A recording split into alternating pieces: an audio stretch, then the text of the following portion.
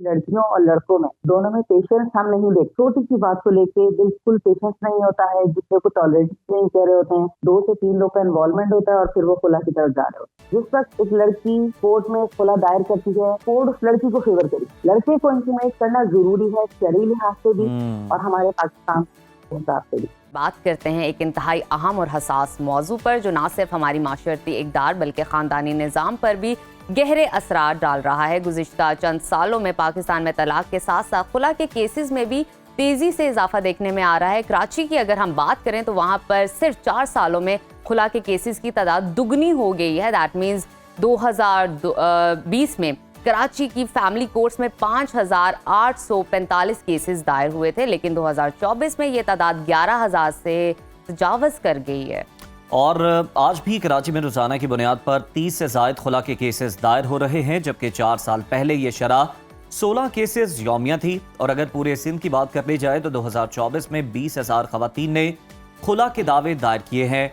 ये आदादो शुमार जाहिर करते हैं कि हमारे मौशरती ढांचे में कोई गहरी तब्दीली हो रही है, लेकिन सवाल यह है कि खुला के बढ़ते हुए केसेस की वजूहात क्या है?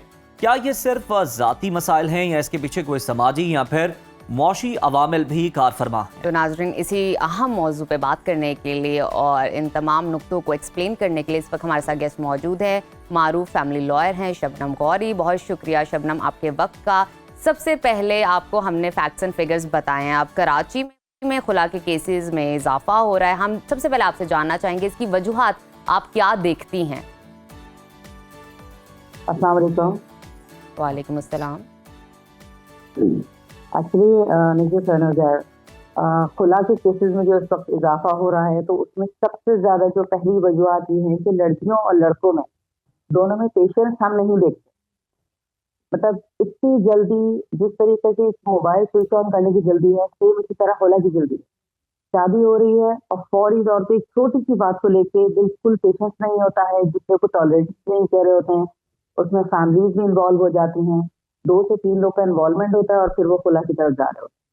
अच्छा, क्योंकि अल्लाह ताला ने तलाक का हक मर्द के हाथ में रखा है तो मर्दों में पेशेंस थोड़ी ज्यादा होती है, जी ठीक है। लेकिन खवातीन को जब से ये पता चला है कि भाई हमारे कानून में इस चीज की जगह है, इस्लाम में भी है कि अगर औरत को नहीं समझता तो खुला की तरफ जा सकती है, तो ऑब्वियसली जैसे ही खवातीन को ये चीज शऊर में आ रही है, पता चल रहा है, तो वो फौरन कोर्ट का रुख करती हैं और खुला की तरफ जाती हैं। तो सबसे बेसिक रीजन पेशेंस नहीं है, बिल्कुल भी कुव्वत बर्दाश्त नहीं है लड़कियों में खासतौर पर। तो ये पेशेंस की कमी आपको क्या लगता है कि ये तरबियत में कमी की वजह से है? एजुकेशनल सिस्टम हमारा कुछ इस तरह का है, तरबियत जो पेरेंट्स करते हैं वो ख़राब है, टीचर्स का ध्यान नहीं है, सोसाइटी ऐसी, आपको क्या लगता है ये कहाँ से आ रही है इंटॉलरेंस? देखिए मैं आपको बताती हूँ, देखिए सारी चीजें जो है ना, एक होती है तालीम, ठीक है, एक होता है शऊर, जी। ठीक है। तरबियत और शऊर इक्विवेलेंट है। माँ बाप क्या कर रहे हैं, बच्चियों को तालीम दिलवा रहे हैं बहुत ज्यादा। अच्छा, आप इसको ये नहीं कह सकते कि एक देही इलाकों में खुला का ज्यादा हो रहा है रुझान, शहरी इलाकों में ज्यादा है। इसमें आप इस चीज को ज्यादा फोकस कर सकते हैं कि जितनी ज्यादा शहरी इलाकों में खुला का रुझान है ना, ये देही इलाकों में थोड़ा सा उसके मतलब मुकाबले में थोड़ा कम है। वजह ये है कि लड़कियां बहुत ज्यादा तालीम हासिल कर रही हैं, माँ बाप का सारा फोकस है बस तालीम हासिल करे लड़की, पैरों पर खड़ी हो जाए। उसके बाद लड़कियों को क्या लगने लगता है कि नहीं हम इंडिपेंडेंट हैं, we don't need a man. शादी की है एक लाइक अ लेबल, और उसके बाद वो फिर खुला की तरफ चली जाती है कि मैं जब खुद को पाल सकती हूँ, मैं जब तो शबनम, आप कह रहे हैं कि खवातीन में ये जो शऊर है और खुद मुख्तारी है जो ज्यादा आ गई है तालीम की वजह से या सोसाइटल प्रेशर की वजह से, वो इस चीज की तरफ लेकर जाती है, इंटॉलरेंस की तरफ, इम्पेशेंस की तरफ? ये दो चीजें आप इसको अगर एक पॉजिटिव वे में लेंगी ना तो हम इसको, आप इसको थोड़ा सा एक्सप्लेन कीजिए खवातीन के लिए, थोड़ा सा एलैबोरेट कर दीजिए।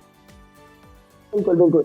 अब भी आप एक सिंपल एग्जांपल लीजिए, एक वर्किंग लेडी की, एक वर्किंग लेडी है, हाउसवाइफ भी है, वर्किंग लेडी भी है, उसे मालूम है कि उसको उसकी तरबियत और उसके अंदर शऊर, ये दोनों चीजें मौजूद हैं। वो पढ़ी लिखी है, उसे पता है कि उसको वर्किंग लेडी है, बाहर जाना है, घर आना है, फैमिली देखनी है, और देखना है, बच्चे देखना है जी। इसी तरह जो न्यू जनरेशन है, आप इसको लगा लें लाइक 2019 से ऑनवर्ड जितने एजुकेटेड लड़की आई हैं, उन सब में क्या कंसेप्ट है, शऊर की कमी है, तरबियत की कमी है। माँ बाप कहते हैं बेटा, बहुत ज्यादा उनको लाइक सपोर्ट करते हैं कि बेटा तुम इंडिपेंडेंट हो, हमें आदमी की जरूरत नहीं है। ये तरबियत घरों से आ रही है,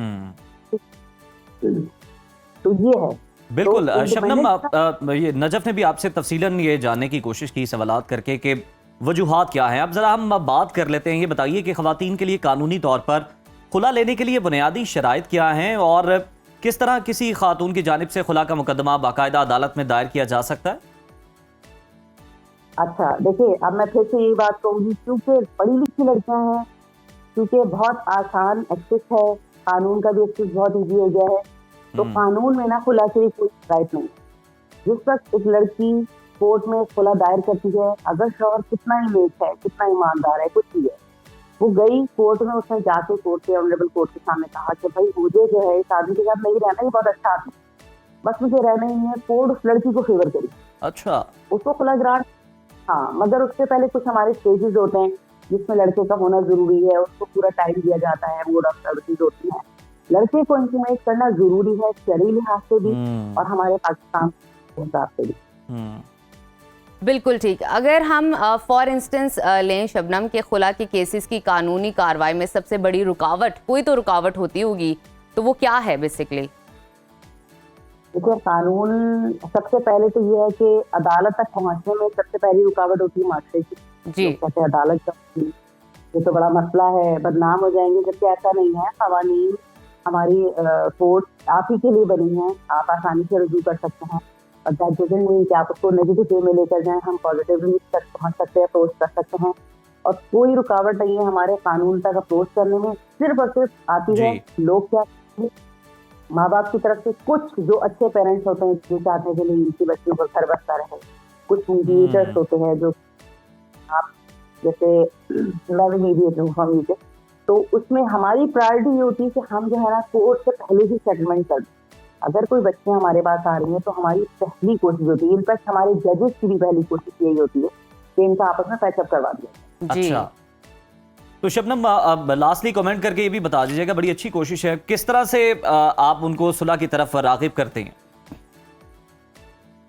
ठीक है, सुलह की तरफ हम इस तरह राग़िब करते हैं कि ऑब्वियसली कि जिस वक्त दो हस्बैंड और वाइफ में जो सबसे बेसिक होता है कि आपस में इंटरेक्शन की कमी हो जाती है, वो अपने में होते हैं, फिर उसमें पेरेंट्स का इन्वॉल्वमेंट हद से ज्यादा होता है, जिसमें आप कह सकते हैं कि लड़की के पेरेंट्स बहुत ज्यादा इन्वॉल्व होते हैं, लड़के के पेरेंट्स। बिल्कुल ठीक है, बिल्कुल ठीक है। शबनम गौरी साहबा, बहुत शुक्रिया आपके वक्त का। यानी आप ये कह रही हैं कि आप जो दोनों फरीक हैं ना, उनको फिर बिठाते हैं, किसी और की उसमें इन्वॉल्वमेंट नहीं होती और उनको मामलात को तय करने का मौका देते हैं ताकि वो अपने मामलात को सॉर्ट आउट कर सकें और अदालत का दरवाजा उन्हें ना खटखटाना पड़े और घर तबाह ना हो बल्कि घर बच जाए।